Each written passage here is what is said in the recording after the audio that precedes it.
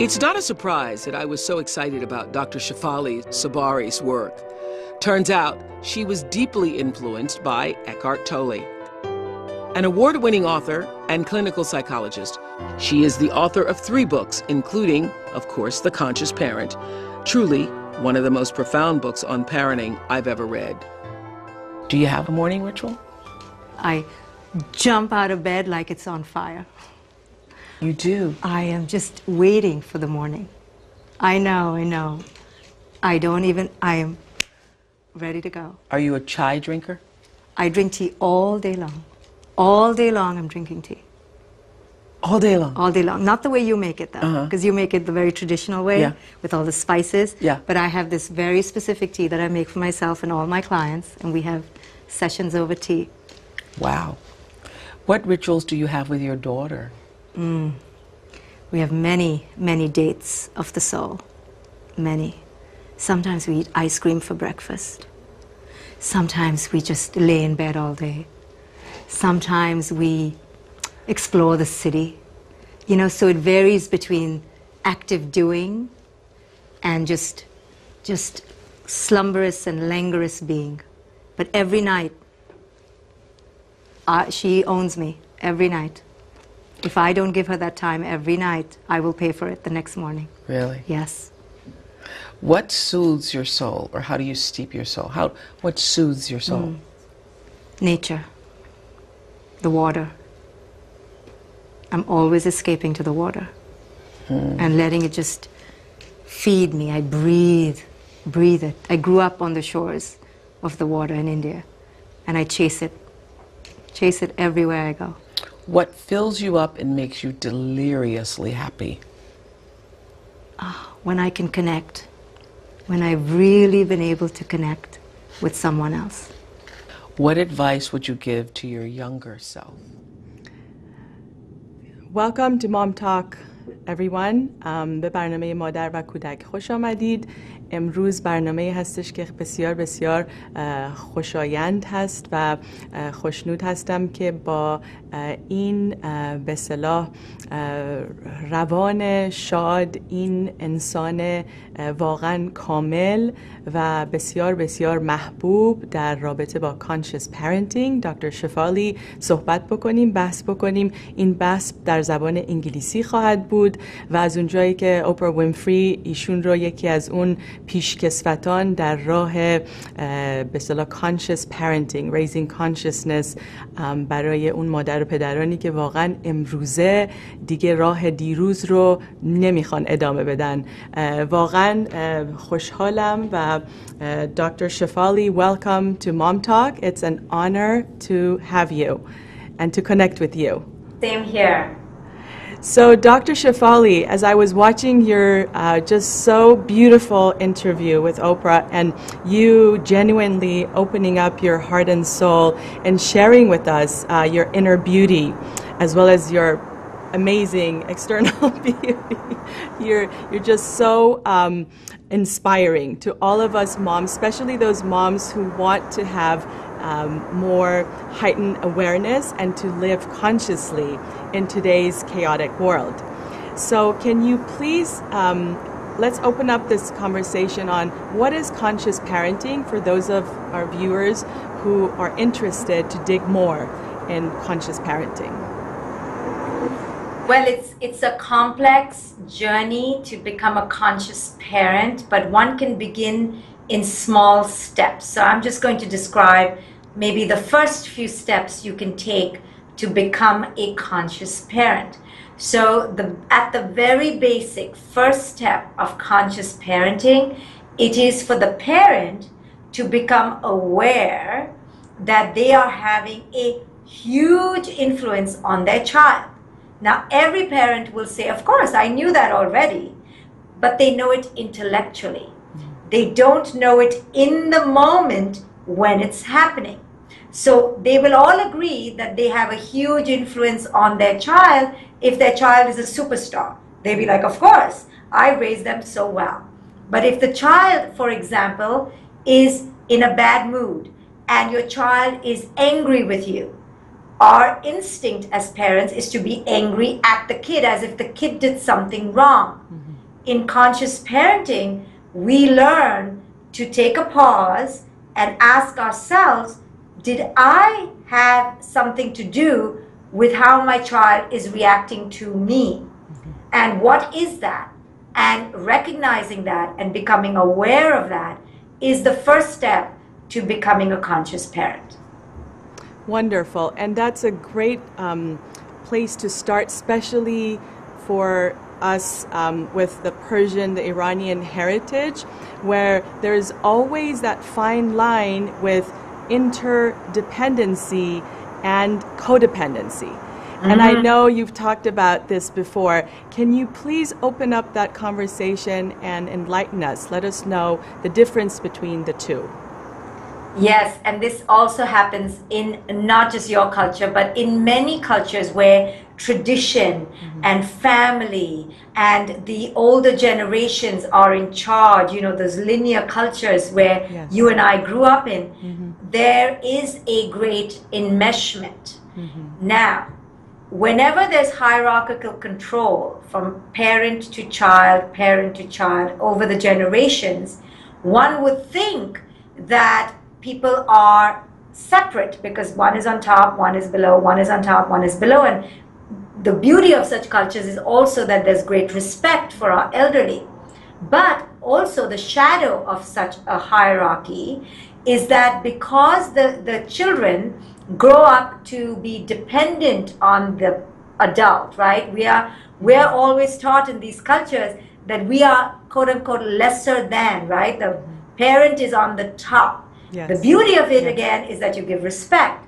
The shadow of it is that you don't really know who you are. You're always defined in context of this relationship and of the culture. Yes. Again, there's beauty to it, but there's a big shadow. So let me just talk about the beauty before everyone says that I'm defaming anyone's culture, because my culture is exactly the same. Yes. The beauty is that we are close, we know our place, we have great respect for the elderly, we respect tradition, families stay together. Okay, the shadow of it is that growing up, we often have no clue who it is we are outside of the relationship and outside of the context. This can work for many people, but for many people, it can become a suffocation, it can become a source of depression, it can become confusing. Who am I? You know, am I just part of this family? Am I just a daughter? Who am I? This confusion creates enmeshment, not a healthy interdependence. It creates enmeshment or codependency. Yes. Everyone is feeling everyone's feelings, and there's no separation between my feelings and your feelings. Everyone is rescuing everyone, and everyone is controlling everyone. You know what happens in these families. Yes. So the only way to break out of this is at a price, right? Everything comes at a price. And the price that parents have to pay if they want their children to be healthy and autonomous. In our cultures, these kind of cultures, these collectivist cultures, autonomy is considered a no-no. We are one, we are together. Well, that's beautiful again, but there's a price to pay for even that. The price is that loss of self. So if the parent wants the child to be autonomous, well, then the parent is going to have to let go a little bit of the hierarchy and the control and foster in the child a voice, a sense of self that is separate from the family. For many parents, that's very scary. They don't want to do that. Right? They don't want to let go of control. They don't want to let go of the identity of being this family. So then everyone is enmeshed and everyone is codependent, and that's not healthy in the long run. The way to become healthy is to let go a little bit, let your children raise themselves as autonomous, sovereign beings, autonomous, separate from the culture, so that they know who it is they are outside of the family, outside of the hierarchy, outside of the culture. That is a healthy balance of the I and the we. Wonderful. Great insight. Now, what happens, and I deal with this a lot in my practice with families who are working through the intergenerational interdependency and moving from enmeshment or codependency over to interdependency and autonomy. And what happens, especially in scenarios where, say, the wife or the husband has more of that dynamic going. Let's say the wife has more codependency enmeshment and the husband has less. The husband is more autonomous. And so they're co-parenting with this awareness, this conscious parenting, and wanting to connect and support their children's autonomy to be more independent and autonomous. But there is this imbalance, loss of harmony, and loss for the parents. So what are your recommendations in those situations for the family? Well, I think that every parent who wants to raise their children consciously has to go through a process of separation from old belief systems and decide in a conscious way what belief systems work for them. So in these kind of families, we are fed, spoon-fed how to believe, how to act, how to think, how to talk, and we're told that if you don't do this, you're not being a good person. This is not just in these cultures, it's all over the world. Yes. Now, what this does is that it doesn't allow the person to find who it is they are, right? As I said before. So the first step is discovering which belief systems serve us, truly serve who we are, not who we were meant to be because of our parents' fantasies of us. Yes. As we separate from this, we discover who it is we are. As we discover who it is we are, we become authentic. Then, being authentic is both knowing who it is we are, but also creating good boundaries and knowing our limits. Then we communicate this to our children. We get to know who it is they are, but also we have good, clear boundaries.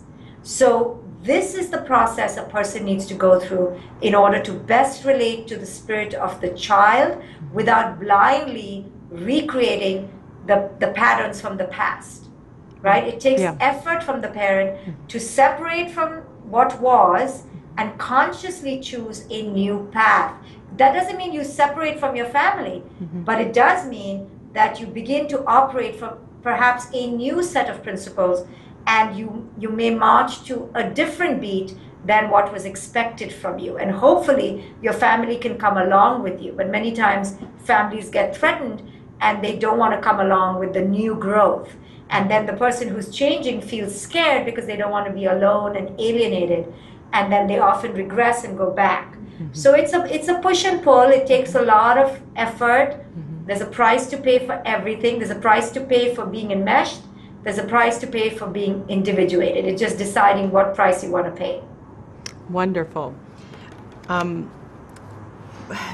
think you have brilliantly brought up this focus on self-parenting ourselves, that we really need to stay focused on our wholeness and really getting really connected to our inner beauty, who we are as a person, and our being.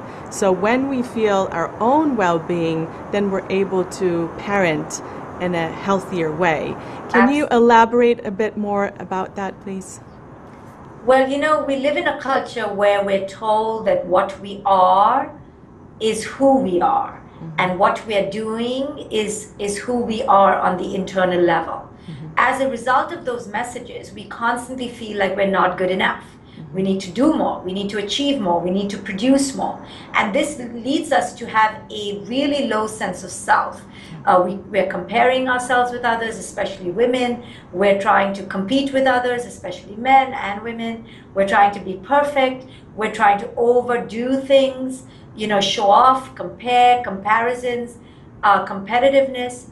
When we operate from this mindset of inner lack and scarcity, obviously, we're going to project this on those who are closest to us. We're going to put this attitude of lesser than onto our children, onto our spouses. If your child then is not performing at A+ level, or is not a super achiever, or is not making you feel amazing, you're going to project this sense of unworthiness on your child and begin to look at your child as a useless person, because that's how you feel inside. Therefore, the more you are connected to your inner state of wholeness, the more you will see wholeness in everybody outside. You know, what is inside is put outside. How we view ourselves is how we're going to view the world. Simple. If you're going to judge yourself and critique yourself all the time, you're going to judge and critique the world all the time. So the more you are in a state of abundance yourself, the more you will be in a state of abundance toward your children. Do you meditate every day? Yes, I can't say I've meditated every single day of my life, but it is part of my just natural way of being. And I just taught a meditation class before this interview. So I try to teach meditation, I try and do seminars on it, and definitely practice it at least once a day. And even if I can't sit in formal stillness, I try to look outside and put my feet on the ground and enter the present moment, dip into myself. How am I feeling? What am I feeling right now? Am I good? Checking in all day long. The reason we do that is so that we are constantly on the pulse of our emotional baggage. So that, because if we don't stay on the pulse of it, it could erupt and come out, and we don't want that. We want to stay on. So if we're tired, go take care of yourself. If you're irritable, go inward and ask, why am I irritable? Because if you're irritable and you've been ignoring it all day, the moment your child comes home and does the first thing to annoy you, you're going to erupt. And then you're going to go, I was good till the child came home. No, you weren't good. You were bubbling over, but you weren't paying attention. So this is what it means to take responsibility and become aware of the energy and the baggage that you are sitting on. Great. In learning more about peace learning parenting, or different practices, or how different parents have achieved peace learning, I've interviewed across generations, so intergenerational interviews. And oftentimes when I interview grandparents or great-grandparents, they will include in their interview that part of their peace learning experiences has included being selfless, making self-sacrifices, being the martyr, if you may, and not focusing so much on themselves. What do you think about that? Well, so it's a misunderstanding, especially in cultures like ours, that if we focus too much on the self, we're selfish. Well, I'm not talking about getting massages, though there's nothing wrong with getting a massage, or simply talking about oneself. This is not about self-indulgence, it's about growth. Focus on your growth. Go meditate. Go take a nap if you're exhausted. Don't overdo the dinner every night because you want to get, you're a wonderful cook. Take care of what you can do and do that with abundance, as opposed to trying to do it out of a fake desire to look good, to get approval, right? So it's a myth that people have that if I focus on my growth, I'm being self-indulgent or I'm being narcissistic. That's not true. You're being narcissistic when you pretend to be someone you're not, when you're trying to be a martyr but you're not, and then you're resentful at the other person because they didn't say thank you and kill themselves, in gratitude. That's a lie, and that's actually the most narcissistic thing to do, to expect someone to give you praise for someone that you're not authentically. My message is, how can you be authentic? How can you be your truest self and operate from that place? It's better to tell your spouse, you know what, I really don't like cooking, as opposed to cooking a fabulous meal and then being grumpy all day, right? Who needs that? So it's letting go of the image and truly doing what comes authentically to you. Wonderful.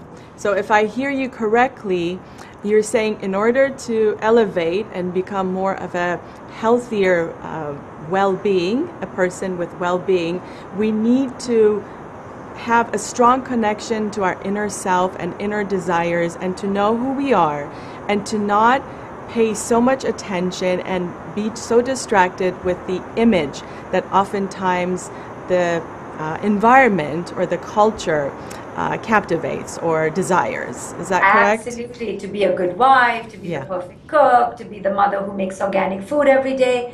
It's okay if that's you naturally. But for the most part, these are things that we want to be because we believe it carries a certain weight. Why do you think women are always trying to shop more, dress better, put more makeup, get more Botox, and men are trying to get better careers and be more successful? Because we're all racing for the image, Yes. right? Yes. How do we say, image is great if it comes easily, but I'm not going to do it at a sacrifice for my authentic self. If I, for example, every day had to care about how amazing my hair was, I would never do any interviews, right? At some point, we have to say, I'm not going to care about the image. I'm just going to care about what comes authentically to me to live a glorious, joyous life. And forget the rest, right? But we're so caught up in image, so caught up in what other people think about us, that we stifle ourselves and actually are not happy. We're fake and we're really bitter because we feel like other people are robbing us, but we don't realize that we are giving them this power.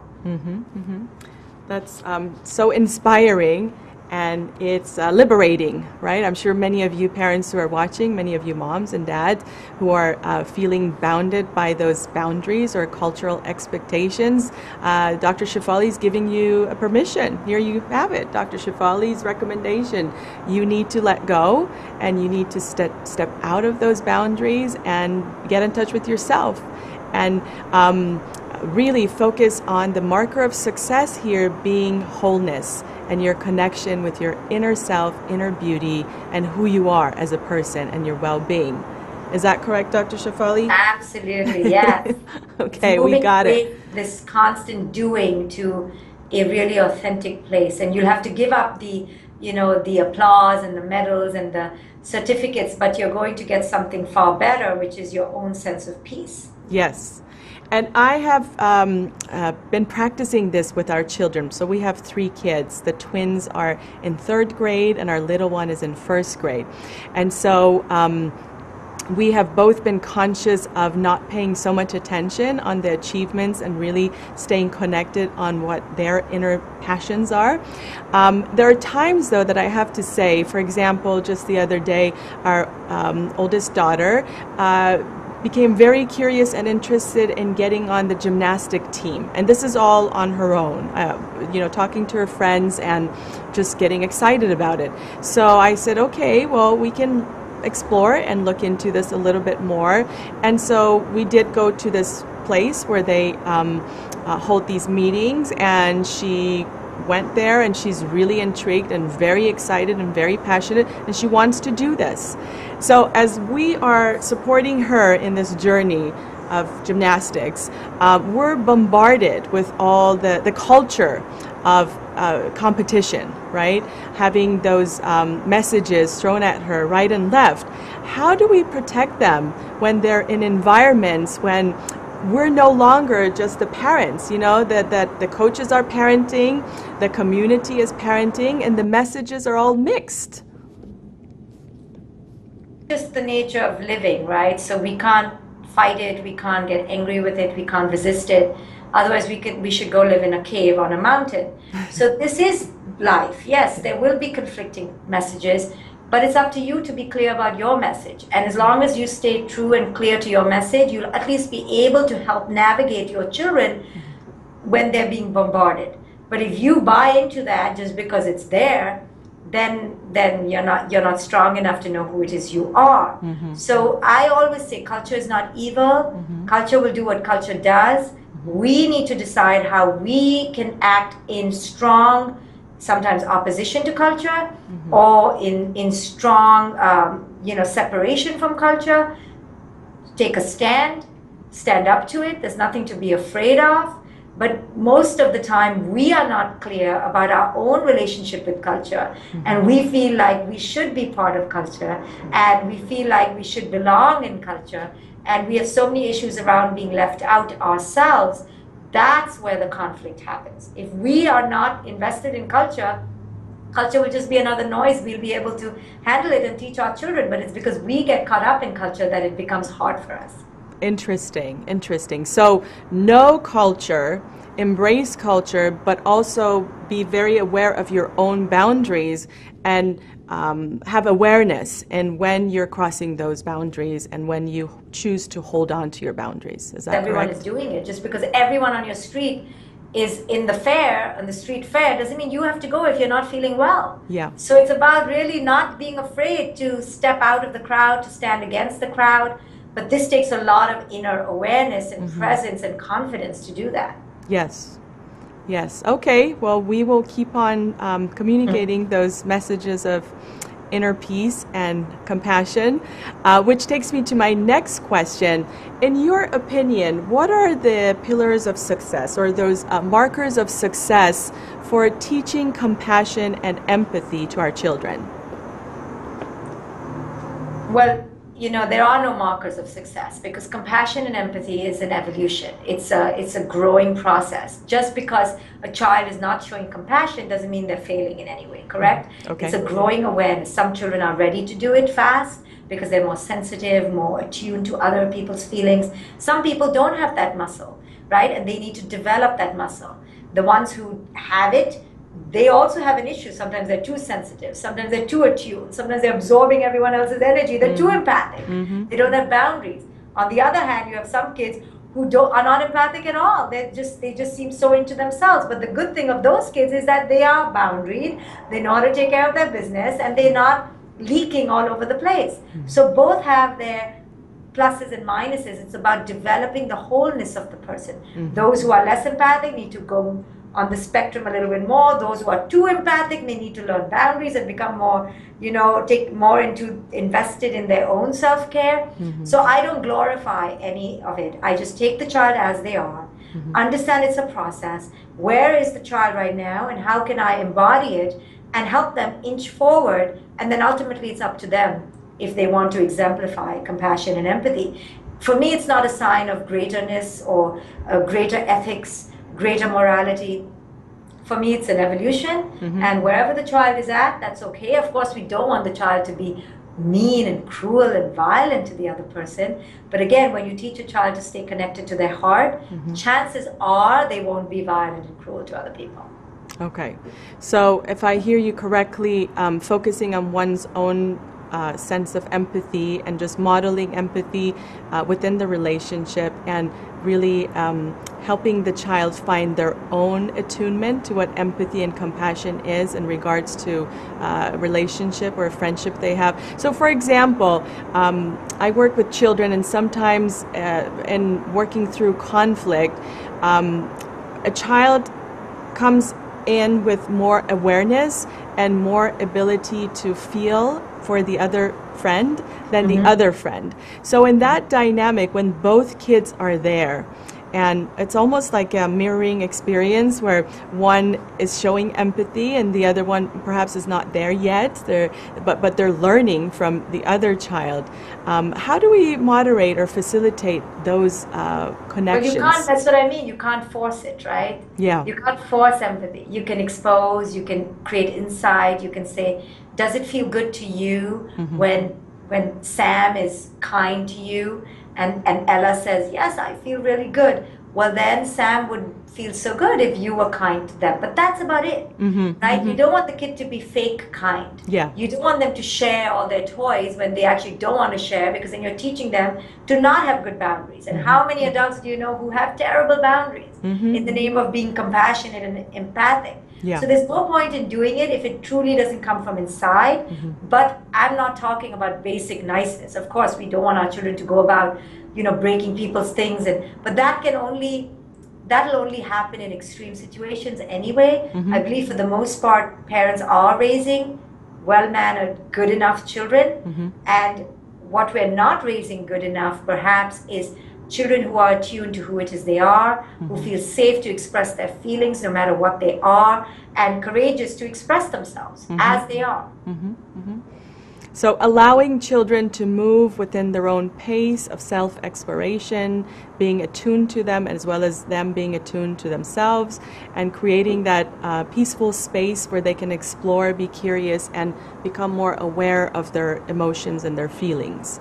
I think so, because when they are, so say Ella was not being compassionate, but then you can tap into Ella's feelings. Ella, when Sam was mean to you, how did you feel? When Sam was nice to you, how did you feel? And when you help the kid to tap into their own feelings, that's when you open them up, perhaps, to expressing, joy and compassion to others. Okay, so I'm just thinking about a situation the other day with our children. There was a conflict between our two girls, the sisters, and both of them were right. They both had a legitimate reason why they were feeling anger towards each other. And as much as I really wanted them to work it out and, be able to have that interaction where they become more aware of each other's feelings, it escalated to the point where I had to step in and I had to come and say, well, why don't you two just take a deep breath, go separate, go take a break, and then we can come back to this and see what happened.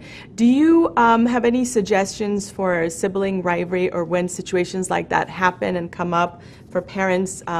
What can parents do so they're practicing conscious parenting? Well, I think it's, again, not getting enmeshed in your child's feelings and wanting peace and harmony because you think that's better, is allowing children to have conflict, not feeling perturbed on the inner level that they don't talk to each other for a day. It's actually healthy that they're on their own. Valuing autonomy, valuing separation and good boundaries, valuing taking a time out. But we have been raised and conditioned to value enmeshment, be together, be happy, be nice. And, in doing that, we create more stress and anxiety. Got it. Okay, so allow for that healthy separation and individuation when you have those moments, those opportunities, and really go with that flow. Yeah, I've noticed when I do that consciously, everything runs much smoother and well-being is experienced as opposed to anxiety when I am in the mode of, I guess, yes. That's which is really controlling and fixing your own helplessness, right? You want silence and peace. Yes. That's why you can't tolerate something that's very natural between siblings. Yes. Another issue that comes up, it's not an issue, but just I'm curious about, is parenting children with different temperaments. So we have 3 different temperaments with our children. And I notice that some of those tendencies sometimes lead to disconnect, where it's hard to navigate through those relationships when you're pressed on time and when your schedule is busier than usual, which is not unusual here in Los Angeles, as you know. Well, I think every child has different temperaments. Every single human being has a different temperament. There is no such thing as, we're all the same. There's just no such thing. So now you, as a parent of a couple kids with different temperaments, you have to create the elasticity in your schedule. Yes, I've had parents tell me, what you're suggesting will take so much time, I'll have to get up at 5 in the morning. I go, okay, there's a price to pay for having, a gaggle of children. It's going to take time and effort. Everything has a price. You have 1 kid, there's a price. You have 3 kids, there's a price. We don't want to pay the price. We just want the prize, right? We don't want the price. So this is just our immaturity. Every kid is different. You have to create the elasticity and the space and time in your schedule. You have to kind of grow up, adult up, and kind of do what needs to be done to raise these children. They are not going to cooperate. They are not going to fall in line. They are going to be messy and confused and inconsistent and forgetful. This is the nature of children. This is the nature of many children. So what did we expect, right? What did we expect? That's right. So that's a good reminder. And I know at times when I meditate and take those time out for myself to get centered and get connected to my wholeness, that it becomes really clear. And then there are times when in the midst of busyness, I lose insight. And those are the moments where, I have to go back and repair and recover from those interactions. But it's good to be aware. And I think for those of you parents who feel the tension, the stress during the day, there's so many times during the day that I feel I could have done a better job. And I don't know if you can relate to this, Dr. Shefali, that we have to just take a step back, take a deep breath, get centered, and get back into it. Exactly. It's a new moment, a new moment, a new moment. Not to presume that we're not going to mess up. We're going to mess up every day, but it's about being able to let go, detach, and start again. That's right. That's right. So let's talk about your book, The Awakened Family. I know that that conscious connection, or your suggestion to step back and not be so enmeshed with your children and not be so enmeshed with your unrealistic expectations, that seems to be part of this evolution and moving forward and evolving as a parent. Can you explain a bit more on who's the Awakened Family and what are some small steps that parents who are watching now can take to join this evolution with you? Well, I think the Awakened Family is one where everyone's sense of self is honored, and we don't want to be one big moving, mass.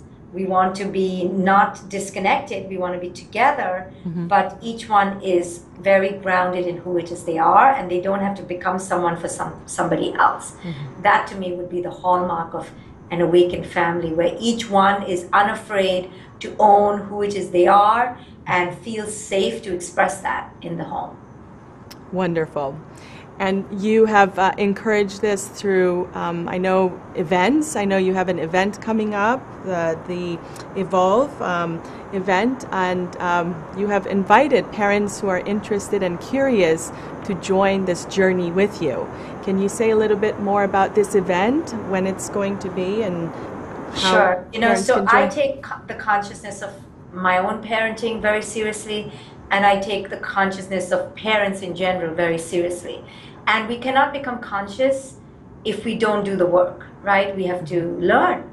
We have to dive deep. We have to invest the time and energy. So I created this event called Evolve the Conscious Way. Last year I was in LA, and this year it's in New York next month. And people are coming from all over the world. This morning someone said they're flying in from Ethiopia, London, California, Toronto, Vancouver, Mexico. So parents are coming from all over the world because they understand that they need to take this very seriously. And being together in a group of people, all with one mission to awaken, is their commitment to their children. So this is the best gift to give your children. Once a year, take the time to truly go deep into the parental psyche and understand where it is that you're messing up your kid and how to resolve it. Does it take an investment? Yes. Does it take a sacrifice? Every parent is leaving their kid and coming. But you're going to return a better parent. So what could be a better gift than that? So there are limited scholarships available if they write to office@drshefali.com, and they can engage in this rich dialogue and journey of becoming more awakened by seeing us all in New York City. So I hope some of your audience will come. I hope so. It is truly one of those life-changing events. I know many parents who have attended your previous events, and they have been awakened. I personally was really touched and awakened when I came to your talk in June when we met.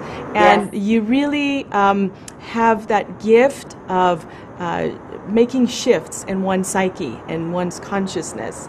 And it's beautiful. It's such a gift. And I think for you to be able to give this gift to the world and our next generation must be very fulfilling.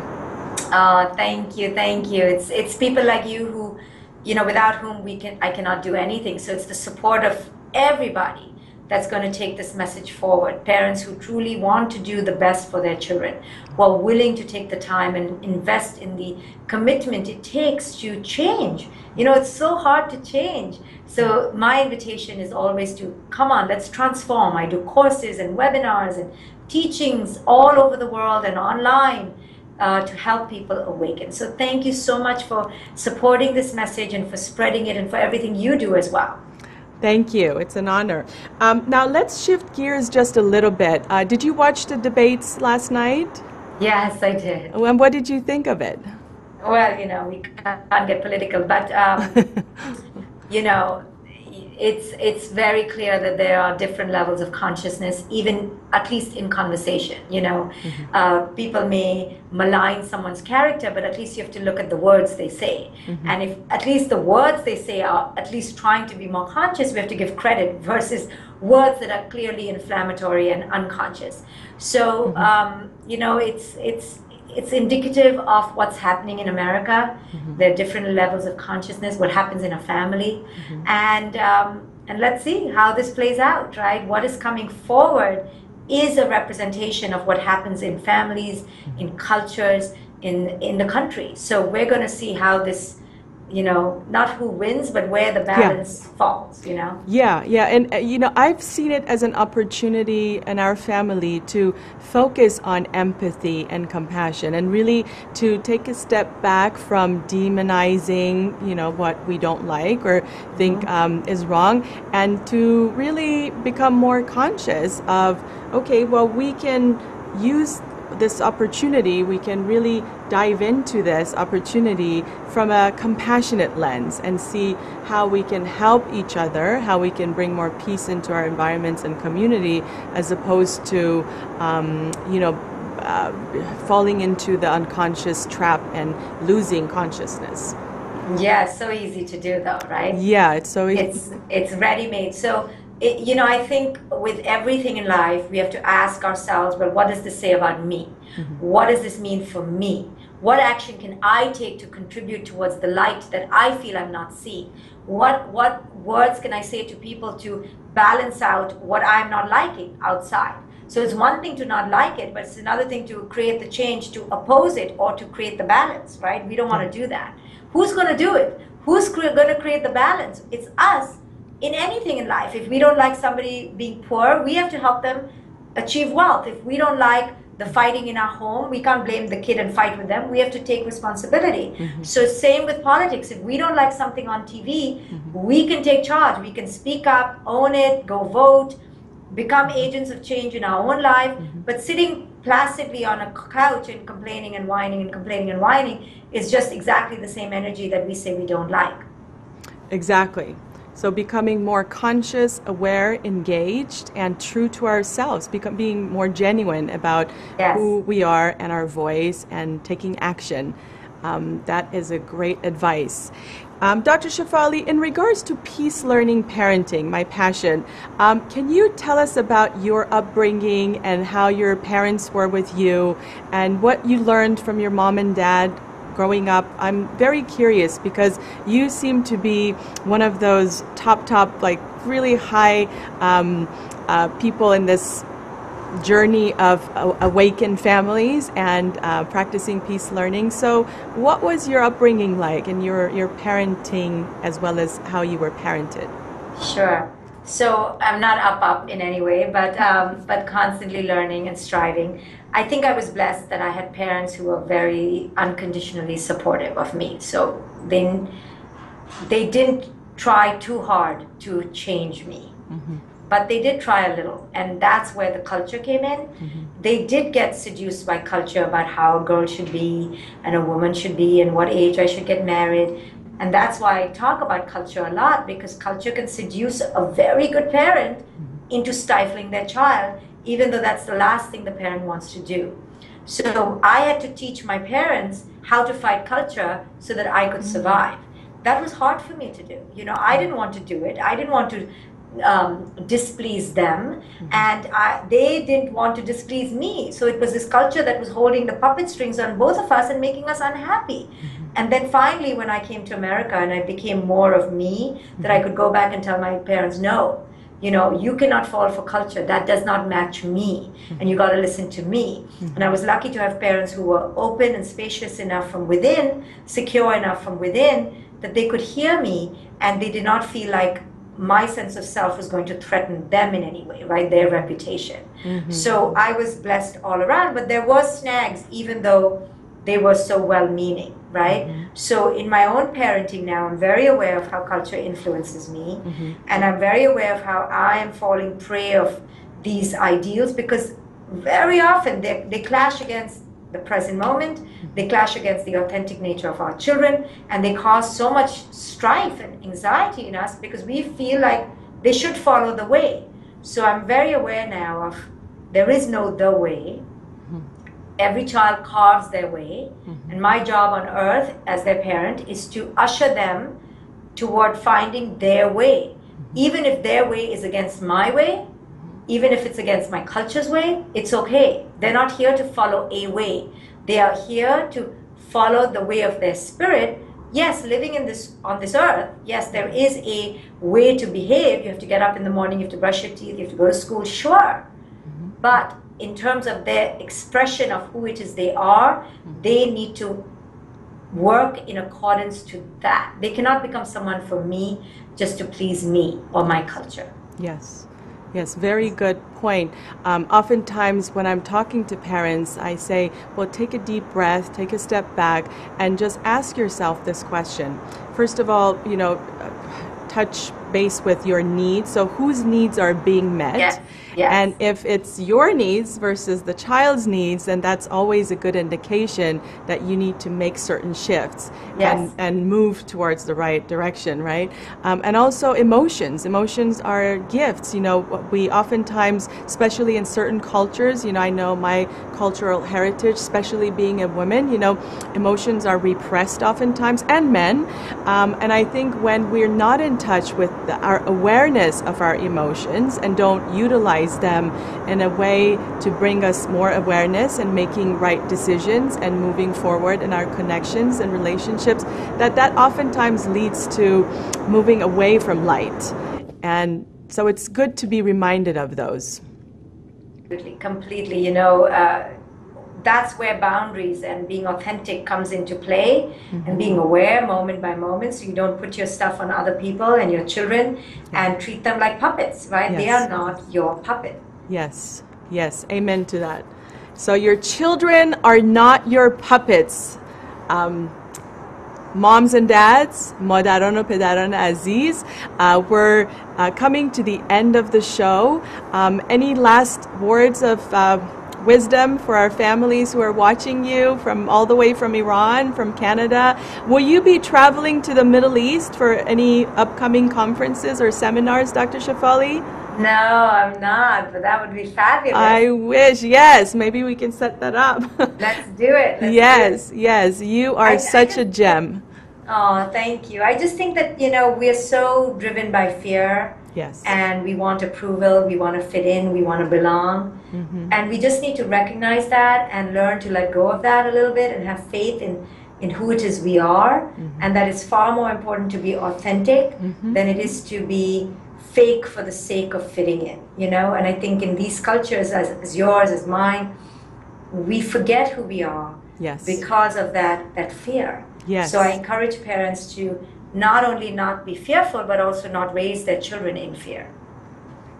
Excellent. Beautiful closing words and remarks. We love you, Dr. Shefali.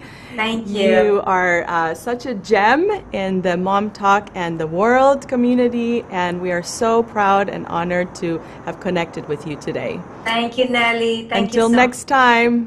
Bye. Bye.